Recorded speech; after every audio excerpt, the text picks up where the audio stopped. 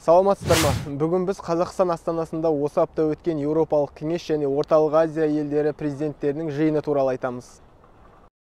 Осы аптада Қазақстанға ресми сапармен келген Еуропа кеңесінің жетекшісі Шарль Мишель Орталық Азия елдері басшыларымен кездесіп бірлескен мәлімдеме жасады. Ол Қазақстан президенті Қасым-Жомарт Тоқаевпен бірігіп өткізген баспасөз жиынында қаңтар оқиғасын әділ әрі жан-жақты тергеудің маңыздылығын атап өтті. Еуроодақ қаңтар оқиғасын әділ жан-жақты тергеудің маңыздылығын атап өтеді. Еуроодақ демократияны қолдау, адам құқығын құрметтеу, азаматтар бостандығын қорғау талпынысын қолдайды. Бұл біздің әріптестігіміздің басты элементі, деді Шарль Мишель. Ол Твиттердегі парақшасында баспасөз жиынынан видеода жариялады. Шарль Мишель Қазақстан Еуроодақтың Орталық Азиядағы ең ірі сауда әріптесі деді. Шығыс пен батыс арасындағы аймақтық көлік байланыс хабы екенін де атап өтті. Біз байланысты әрі қарайда әртараптандыруға тырысып жатырмыз, деді ол. Ақорда хабарламасына Шарль Мишельдің адам құқығы жөнінде айтқаны енбеген. Президент баспасөз қызметінің хабарлауынша, Қазақстан президенті Еуропа кеңесі жетекшісімен келіссөз кезінде Қазақстан Еуроодақпен кеңейтілген серіктестік және ынтымақтастық туралы келісімге қол қойған Орталық Азиядағы алғашқы ел екенін атап өткен. 27 қазан күні Қазақстан астанасына Орталық Азия президенттері бірінен соң бірі келіп жатты.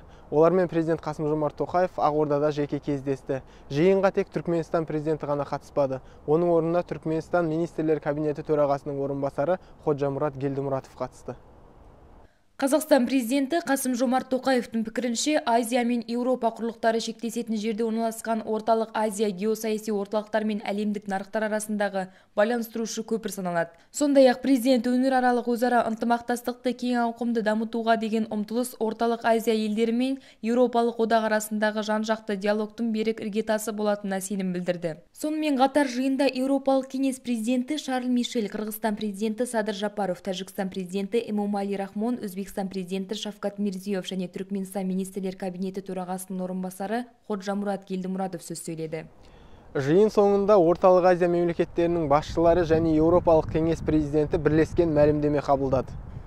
Мәлімдеме бойынша көшбасшылар 2019 жылғы 17 маусымдағы Еуроодақтың Орталық Азия жөніндегі стратегиясы шеңберінде өңіраралық ынтымақтастықтың жетекші қағидаттары болып табылатын заң үстемдігі, адам құқықтары, гендерлік теңдік және институттар жұмысы саласындағы диалогты нығайтудың маңыздылығын атап өткен. Тараптар Орталық Азия мен Еуроодақ арасындағы шекараны басқару және қауіпсіздік саласындағы терроризмге, трансұлттық ұйымдасқан қылмысқа, адам саудасына, мигранттар контрабандасына, атыс қару мен жеңіл қару-жарақтың заңсыз айналымына, трансұлттық есірткі трафигіне және әмбебап қағидаттарға сәйкес кибер қауіпсіздік қатерлеріне қарсы бірлескен күресте ынтымақтастықтың оң нәтижелері мен әлеуетін атап өткен. Қатысушылар Қазақстанға Орталық Азия мен Еуроодақ мемлекеттері басшыларының алғашқы кездесу жөніндегі бастамасы мен оны өткізген үшін терең ризашылықтарын білдіріп, тұрақты кездесу жөнінде уағдаласты. 27 қазан күні кешке Қазақстанда Қырғызстанның мәдениет күндері басталды. Қазақстан президенті Қасым-Жомарт Тоқаев, Еуропалық кеңес басшысы Шарль Мишель және Қырғызстан президенті Садыр Жапаров бұл шараның ресми ашылуына қатысты.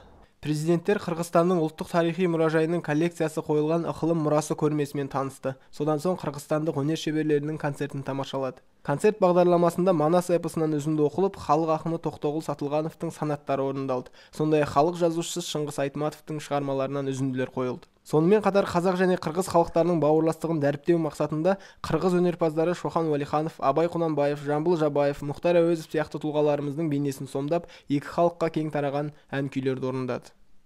Әзірге айтарымыз осы. Ақпараттардың толық нұсқасын қазақ news.kz сайтынан оқи аласыздар. Келесі аптада кездескенше.